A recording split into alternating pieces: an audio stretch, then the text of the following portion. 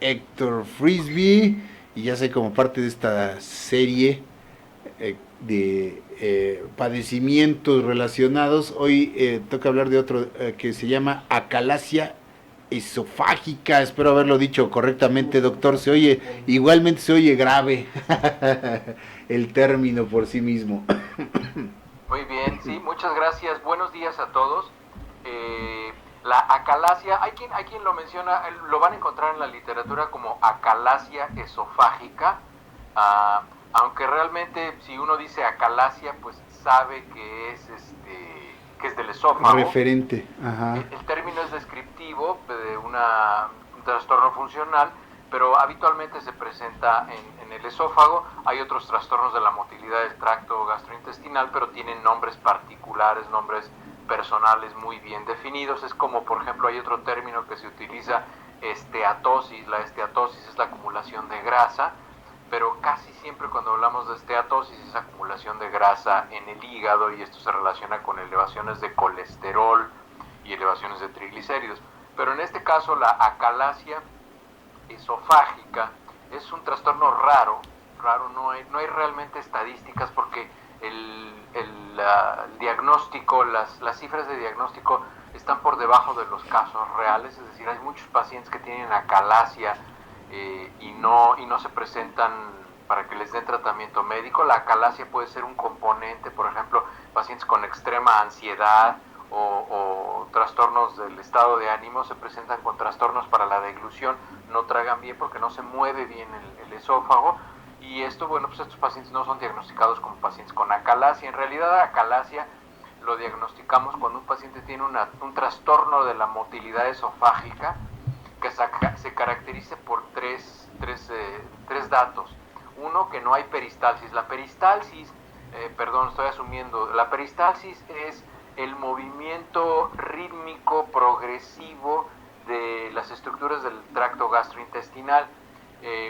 Seguramente ustedes han visto películas en las cuales el intestino se mueve, se contrae y luego se contrae esta parte y luego se contrae la siguiente parte para ir empujando el contenido alimenticio o las heces en el intestino delgado. Entonces, ese es el movimiento de peristalsis. Eso debe tener una velocidad y un ritmo y una secuencia bien organizada cuando el plexo que se llama plexo mientérico, que es el sistema nervioso propio del aparato gastrointestinal, está íntegro y funciona de manera adecuada. Entonces, esa es la peristalsis. Cuando un paciente tiene ausencia de esta peristalsis, cuando no tiene este movimiento, que no basta con que sea un movimiento, sino tiene que ser un movimiento coordinado, cuando no hay relajación de lo que se llama el esfínter esofágico inferior, en el esófago, que es el tubo que va aquí de la laringe hasta el estómago, hay un esfínter, es un músculo que tiene una forma circular, y ese se abre para que pase el alimento, y ya que esté el alimento en el estómago se cierra. Entonces hay una coordinación del movimiento de la peristalsis del esófago, se abre el esfínter, pasa la comida y se cierra. Hay pacientes en los cuales esta motilidad y esta coordinación con la peristalsis no se da. Y el tercer factor que debe tener un paciente para que sea diagnosticado con acalasia es que debe tener un tono incrementado del esfínter, de este esfínter, está muy duro, no se abre, y esto sucede en más o menos como en la mitad de los pacientes, en un 50% de los pacientes. Estos tres componentes, la falta de peristalsis, la falta de coordinación para que se abra el esfínter y el incremento del tono del esfínter, esto nos causa algo que es el principio de la acalasia, que es una obstrucción funcional. No es una obstrucción mecánica, o sea, no hay algo que lo obstruya, solamente que hubiera un tumor, un cáncer ahí, pero eso es otra historia, como diría la Nana Goya. Esto es una obstrucción funcional, no funciona bien el esófago, no transporta bien los alimentos, y entonces esto causa esta obstrucción funcional de la unión esófago-gástrica, o sea, de la unión entre el esófago y el estómago. Entonces los alimentos no pasan al estómago, se atoran ahí, y entonces son pacientes que sienten una presión en el pecho muy importante. Muchas veces son pacientes que llegan al hospital porque piensan que están teniendo un infarto, y en realidad no, son pacientes que estuvieron comiendo, deglutieron la comida, y esta no pasó, no pasa el esfínter y se queda ahí atorado, y es una sensación de ahogamiento muy importante para los pacientes, porque recuerden que el esófago está recargado principalmente en la aurícula derecha del corazón, entonces los pacientes sienten una presión en esa parte del corazón. Los síntomas obviamente con los que se presentan estos pacientes es que tienen dificultad para tragar o para deglutir, el término médico de esto es disfagia, tienen un trastorno para la deglución importante, tienen regurgitación, es decir, el alimento se regresa, se sube o se baja, que ya veo que están preguntando que si es la enfermedad por reflujo gastroesofágico, eso es diferente, ahorita platicamos un poco del reflujo gastroesofágico. Hay dolor precordial, el dolor precordial es el dolor en el pecho, que se siente como si fuera un dolor de corazón, pero en realidad es por la vecindad, la contigüidad, que están pegaditos el esófago con el corazón, con la parte derecha del corazón, entonces por eso es que los pacientes lo identifican como si fuera algo del corazón, sienten como que les quema algo en el esófago, el término médico de eso es pirosis, que viene de sensación de tener fuego en el esófago, o aquí en la parte superior de la laringe, y bajando, entonces esa sensación de que les quema se llama pirosis, porque se siente que tienen fuego, y los pacientes obviamente como dejan de comer con el tiempo, pierden una cantidad importante de peso, entonces los pacientes se ven muy delgados, no pueden comer, tienen esta molestia cuando les duele, digo, cuando comen no les duele, no es un trastorno doloroso, es incómodo cuando tienen el alimento detenido ahí, pero nada más.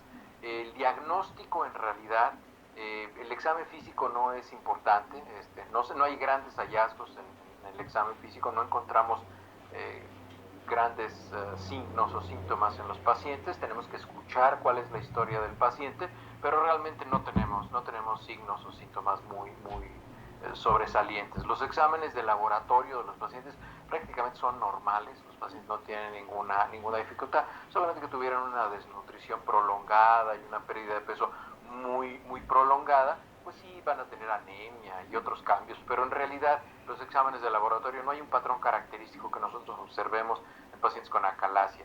El diagnóstico se hace a través de estudios de gabinete, que son de estudios de imagen y estudios invasivos de imagen, que se les dan medios de contraste a los pacientes. Lo primero que se hace es una esofagografía con medio de contraste. Se le da medio de contraste al paciente para que lo degluta y se ve una imagen que se llama en pico de ave o en pico de pájaro. Se ve el esófago, que es una estructura cilíndrica, y llega a un punto en el cual solamente pasa un hilito de medio de contraste al final, entonces se ve como un pico de pájaro, y así es como se llama esa imagen, y eso es característico de un paciente que tiene acalasia, que tiene un espasmo brutal del esófago en la parte de abajo, en la parte distal, y entonces eso es lo que es característico en este estudio de contraste. Ahora, el estándar de oro, lo que llamamos en medicina el estándar de oro, que es la prueba ideal que se le tiene que hacer al paciente para que diagnostiquemos acalasia, obviamente debe ser un estudio que mida la motilidad, cómo se está moviendo el esófago. Esto se llama manometría esofágica. Manometría es porque se miden las presiones y el movimiento del esófago. Cuando en la manometría esofágica se mide que hay una relajación incompleta de este esfínter que se encuentra hasta abajo del esófago, cuando un paciente está deglutiendo vemos que hay una relajación incompleta,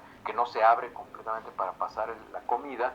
El segundo factor es que hay un incremento en la presión, o sea, se mide la presión de este esfínter y se ve que pues está mucho más tenso, con mucho mayor tono que lo normal, y ahí hay una ausencia de la peristalsis esofágica, es decir, se puede graficar cómo esta ola de movimiento del esófago se está dando, y a veces vemos que se está contrayendo aquí, pero también acá, y luego se contrae en el centro, y luego se vuelve a contraer acá, y luego aquí, de manera desorganizada.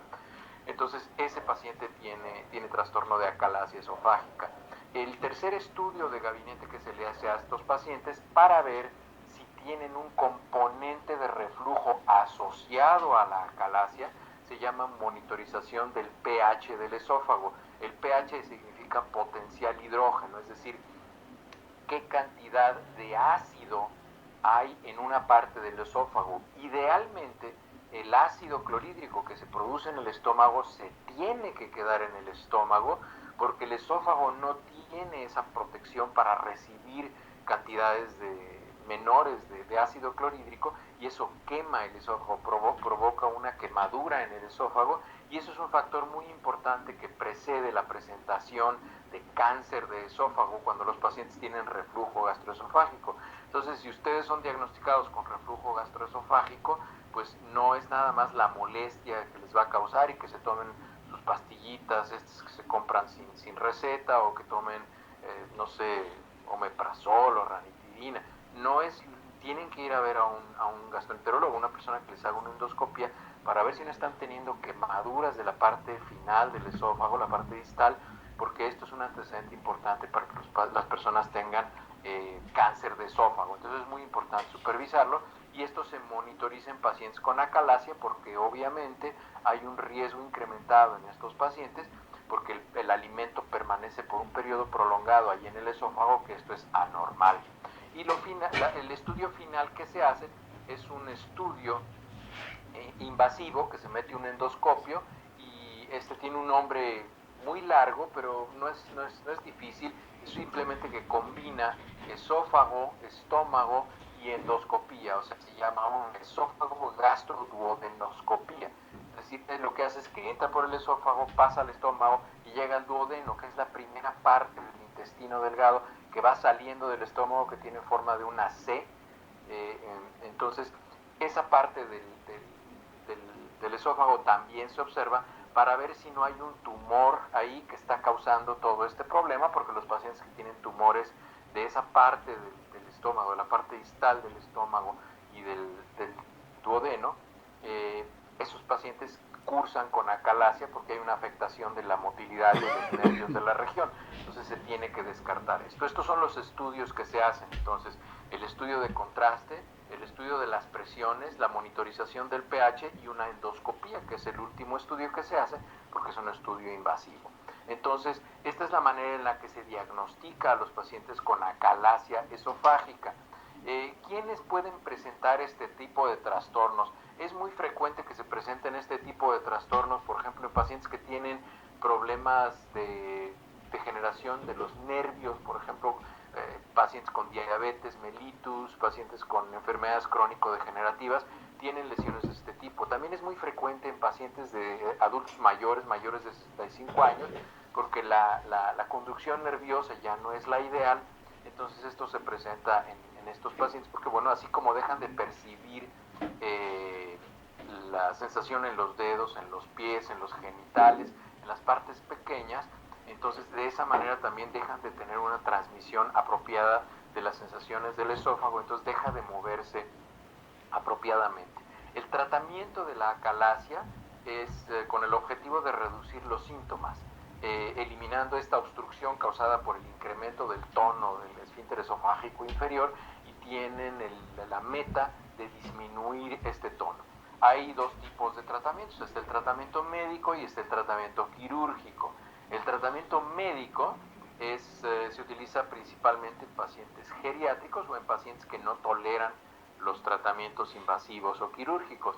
El tratamiento inicial es con unos medicamentos que bloquean la contracción súbita de los músculos, relajan los músculos, principalmente músculo liso, que son un grupo de medicamentos que son los bloqueadores de canales de calcio. Los principales bloqueadores de canales de calcio que se utilizan son la nifedipina y la amlodipina. Esos son los medicamentos que se utilizan para esto. También se puede utilizar, hace una buena cantidad de años ya, se utiliza la inyección de Botox, de toxina botulínica en el esfínter esofágico inferior, para que se relaje. El efecto secundario de inyectar Botox es que este esfínter, uno de los trabajos que tiene es cerrarse para que no suba el ácido hacia el esófago. Y entonces, bueno, uno de los efectos secundarios de utilizar la toxina botulínica es que puede empezar el paciente a tener enfermedad por reflujo, pero las molestias de la enfermedad por reflujo son más controlables y son menos molestas si el paciente puede comer, y se pueden dar tratamientos adicionales si es que el paciente tiene, como consecuencia de las inyecciones con toxina botulínica, tiene trastorno de enfermedad por reflujo. Además que bueno, las inyecciones por toxina botulínica tienen un efecto que varía de paciente a paciente. Las inyecciones pueden ser muy útiles de 3 a 6 meses muchas veces, pacientes que les dura más, son casos excepcionales, que muchas veces nada más con una inyección ya tienen por el resto de su vida, pero es muy raro, casi siempre son procedimientos que se tienen que estar repitiendo, entonces se puede ajustar la dosis y dar un poco menos de dosis de toxina botulínica si es que el paciente tuvo un reflujo gastroesofágico muy severo con la primera aplicación. El tratamiento quirúrgico, la operación que se hace es que al esfínter se le hacen unos cortes radiales, o sea, partiendo del centro hacia la periferia, se hacen unos cortes para que se rompan algunas de las fibras musculares y se relaje el músculo. Esa es una de las cirugías que se hace para relajar el músculo. Y el tratamiento final, el último recurso que se utiliza cuando nada funciona, cuando el paciente está asintomático y cuando realmente nada es funcional, se corta el esófago, se secciona el esófago, se quita, y muchas veces se utiliza una porción de intestino y se pone una porción de intestino en vez de utilizar el esófago.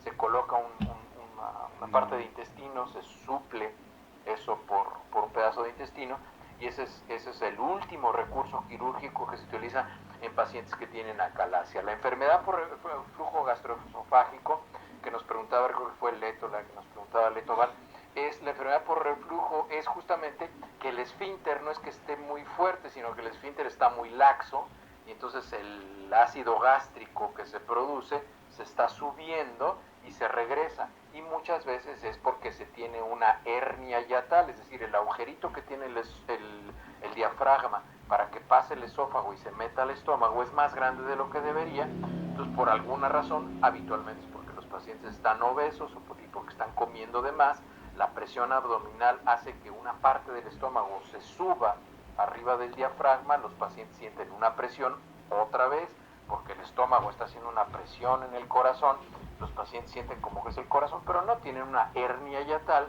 y entonces como ahora el estómago está arriba del diafragma y esa porción de estómago produce ácido gástrico, se está metiendo al esófago, entonces los pacientes sienten que les está quemando.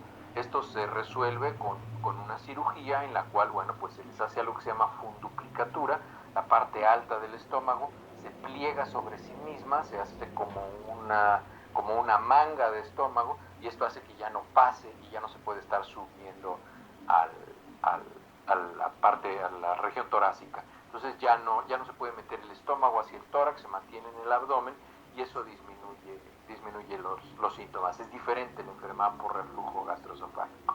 Y bueno, también aquí vi que ponían algo del H. pylori, del Helicobacter pylori.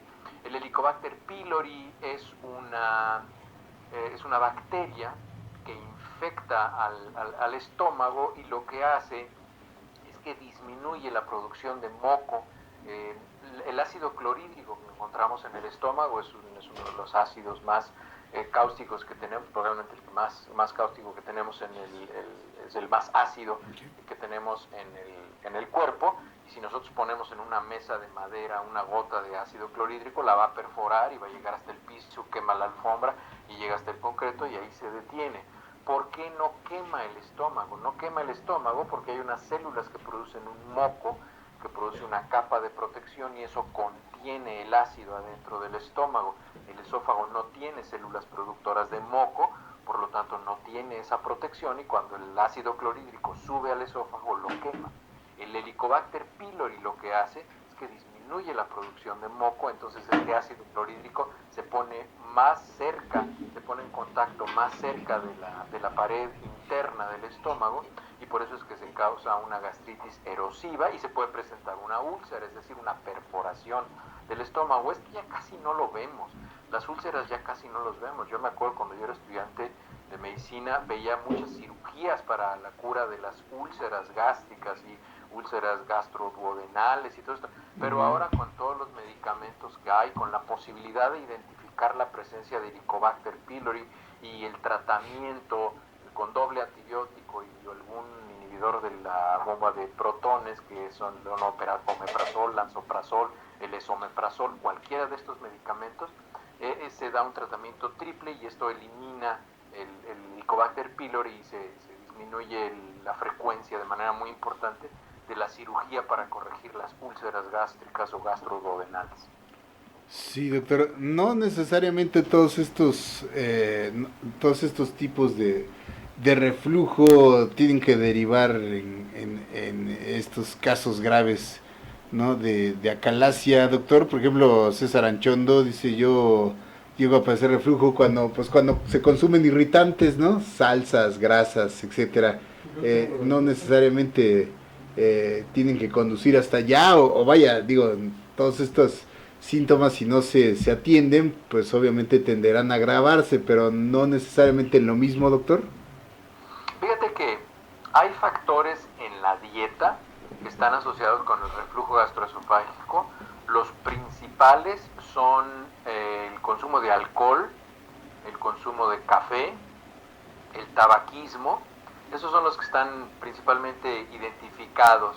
Y algunos condimentos que se utilizan en la comida. El chile, obviamente si nos tomamos un poco de tequilitas y nos echamos un cigarrito y comemos de más y además la comida estaba picosa, bueno, pues esto hace que probablemente sea mucho más irritante. Sin embargo, el chile contiene diferentes concentraciones dependiendo del tipo de chile que estemos comiendo. El chile contiene una sustancia que se llama capsaicina. La capsaicina es una sustancia que tiene la capacidad antiinflamatoria y analgésica. Entonces, el chile, incluso ya lo venden ahí en la farmacia en México. Si ustedes van a la tienda, pueden comprar un gel que se llama capsaicin, que no tiene otra cosa más que capsaicina, que viene del chile. Es una sustancia que se obtiene a partir del chile, y esto se utiliza como un ungüento para los dolores articulares,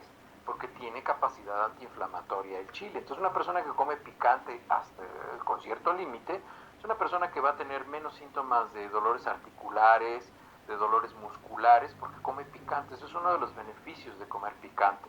Sin embargo, el picante no está identificado como un factor que disminuya el tono del esfínter esofágico inferior y que cause reflujo.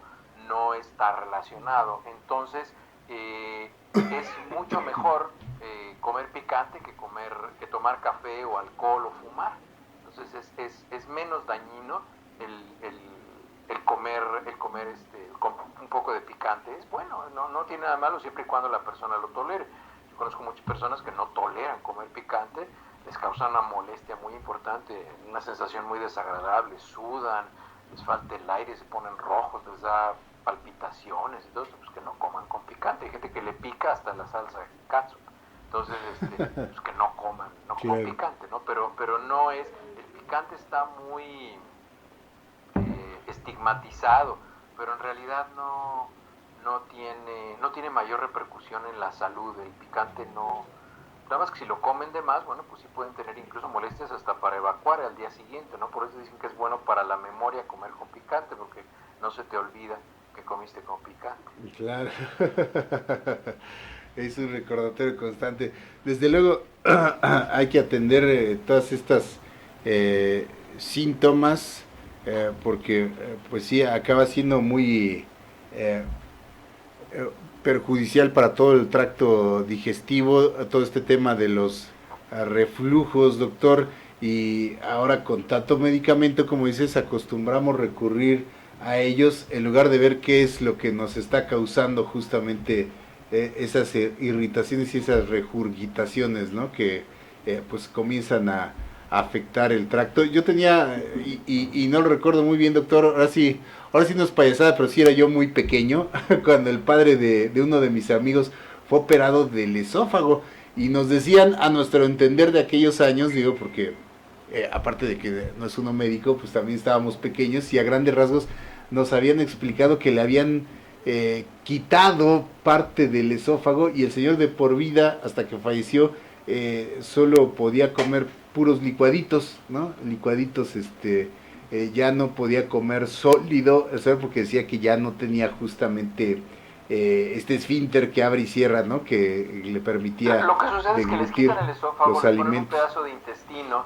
y es muy frecuente que el intestino, pues obviamente no tenga la peristalsis, se vuelve nada más un tubo que conduce los alimentos, y sí, les hacen una miotomía importante, una miotomía casi completa, se les quita el esfínter, y entonces se está pasando libremente el alimento, y se les dan alimentos que causen una disminución de la producción de ácido, y obviamente son pacientes que tienen que estar tomando una disminución del ácido en el estómago, lo cual es curioso porque un paciente que tiene disminución del ácido, un paciente que está tomando omeprazol o este tipo de medicamentos, los parasoles, lansoprazol, omeprazol, rabeprazol, todos este tipo de medicamentos, como tienen una disminución de la producción de ácido, el ácido también protege para que muchas bacterias que vienen en los alimentos se mueran en el estómago, las destruye. Entonces, al momento que nosotros disminuimos la cantidad de ácido en el estómago, incrementamos la capacidad de infección, la capacidad la posibilidad de tener alguna infección en las personas. Entonces, hay riesgos potenciales y beneficios potenciales siempre. Entonces, así es como tenemos nosotros que hacer el balance. Y pues sí, es muy importante. Aquí veo que están muy emocionados con el tema del picante. Y sí, digo, comer con picante es rico. Es más, yo siempre pensaba comer unos tacos sin chiles, como darle sabe a beso de tonta, decía un hermano mío, ¿no? Entonces, no saben a nada. Entonces, bueno, pues así es con el picante. Así es, querido doctor. Sí, y me lleva a otro tema, cuando hablabas de estos ácidos, justamente es lo que perjudica a personas que tienen padecimientos del tipo alimenticio cuando se provocan el vómito, porque esos ácidos van quemando el tracto digestivo, incluso hasta los dientes los llegan a perjudicar, ¿no? Cuando hay estos trastornos alimenticios de personas que comen en exceso y después se provocan el vómito, esos mismos ácidos van causando ese tipo de estragos en todo el tracto, desde la boca, los dientes, hasta todo, ¿no, doctor? En ocasiones los pacientes que tienen bulimia, que es esto que tú mencionas, que la gente que vomita, Ajá. los pacientes con bulimia incluso llegan a quemar hasta los dedos que utilizan para causarse el vómito, como se esperan a que llegue el vómito, para dejar de estimularse la laringe para Ajá. causarse el vómito, incluso los dedos, las porciones distales de los dedos que utilizan para causarse el vómito, los tienen quemados, y las uñas las tienen quemadas Vale. por este ácido. Es una barbaridad, pero sí, ahora sí que es otro tema también, diría Claro, no, creo que de ya la platicamos, bulimia. por ahí debe estar anorexia y Sí, bulimia. Ivancho era el que llevaba el récord de qué capítulos, él se lo sabía muy bien, pero seguramente, yo estoy casi seguro que ya platicamos de anorexia y bulimia, trastornos de la alimentación que son los sí. ABC en español, que son anorexia, bulimia y comer compulsivo. Creo que ya platicamos de eso también en alguna ocasión. Y sí, estos pacientes tienen este tipo de síntomas, pero no tienen alteración de la motilidad esofágica. Ellos tienen un caso de reflujo gastroesofágico severo, pero no tienen problemas de acalasia. Digamos que es el top, doctor, en la calasia esofágica de los problemas digestivos, ¿no? Es lo más grave. Bueno, La calasia esofágica es muy rara. Y la calasia ajá. esofágica, acuérdense, como lo platicamos, es una obstrucción funcional. Es cuando dejan de funcionar el movimiento peristáltico de manera normal. No tiene nada que ver con la enfermedad por reflujo. Los pacientes que tienen acalasia pueden tener reflujo por esta alteración de la motilidad, pero no están relacionados. No Ok. quiero que los O sea, relacionen. no Son dos necesariamente enfermedades lleva, no son dos necesariamente lleva una a enfermedades la otra. completamente diferentes que pueden tener síntomas en común. Es como la diabetes. La diabetes hay la tipo 2 y la tipo 1. Mucha gente confunde estos dos tipos de diabetes, pero son dos enfermedades completamente diferentes. En uno es la producción insuficiente de insulina por cuestiones autoinmunes. La diabetes tipo 1 es una enfermedad autoinmune, es una enfermedad con la que los pacientes destruyen el páncreas, y la diabetes tipo 2 es otra enfermedad completamente diferente, es una enfermedad metabólica, es una enfermedad de los receptores celulares que fatiga el páncreas al paso del tiempo, y el páncreas deja de producir insulina por fatiga, pero no es la enfermedad autoinmune de la Claro. diabetes tipo 1. El síntoma es el mismo, que es la elevación de glucosa, pero son dos enfermedades completamente diferentes. Claro, doctor, y aprovechándote, y ahora que tocaste el tema, me recordé de una pregunta que me encargaron hacerte por ahí un amigo. Es que le diagnosticaron prediabetes, dice, ah, caray, eso, ¿es válido ese diagnóstico Sí, prediabético? prediabetes o tolerancia a glucosa anormal. Se utiliza el término de prediabetes. Lo normal, se toma una prueba que también ya hemos hablado aquí, que se llama hemoglobina glucosilada o glicosilada o hemoglobina A1C. La hemoglobina A1C se mide en porcentajes, recuérdenlo. Y este es el porcentaje de glóbulos rojos que están unidos a glucosa. Una vez que la glucosa se une Ujú, a los glóbulos rojos, ya no se despega, ya no la deja. Es como cuando encontramos la mujer de nuestra vida, ya no la dejamos ujú, eventualmente. Entonces, se queda ya unida la glucosa a los glóbulos rojos, ya no la suelta, y los glóbulos rojos tienen un promedio de vida de, no sé, 8 o 9 semanas, 130 días. Entonces, esta cifra va a permanecer estable durante 130 días. No es como cuando les pican el dedito y les miden la glucosa en ese momento en la oficina. Esa es como una fotografía. La hemoglobina A1C es toda la película de los últimos 2 meses. Entonces, esa hemoglobina A1C se utiliza como criterio de diagnóstico para diabetes. Ese número tiene que estar por debajo de 5.6%. En el momento que brincan a 5.7 hasta 6.4%, eso se conoce como prediabetes. Una vez que el paciente brinca a 6.6, a 6.5, en ese momento el paciente ya es diagnosticado como diabetes. Esto tiene unas tablas de correlación de a cuánto equivale el promedio de glucosa que esta persona tiene. Por ejemplo, una persona que tiene 7.9, por ejemplo, de glucosa, hemoglobina glucosilada, tiene un promedio de 180 de glucosa. Lo normal es que sea 99, menos de 100. Entonces esta persona ya tiene un promedio todo el tiempo de 180, es un paciente diabético descontrolado. Entonces la prediabetes, es muy importante que los pacientes entiendan qué significa cuando les dicen que tienen prediabetes. Prediabetes es que tienen una oportunidad de oro para hacer cambios en sus hábitos de vida, bajar de peso, hacer ejercicio, aproximarse a la actividad física ideal y al peso ideal para disminuir dos cosas: la posibilidad de que la diabetes se exprese pronto en su vida y que la severidad de la enfermedad sea menor.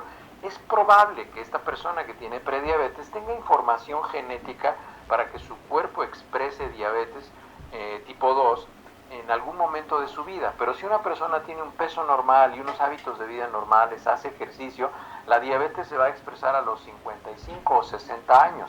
Si una persona es obesa, no hace ejercicio, la diabetes se debe expresar a los 30 o 35 años, y eso le va a quitar 25 o 30 años de expectativa de vida.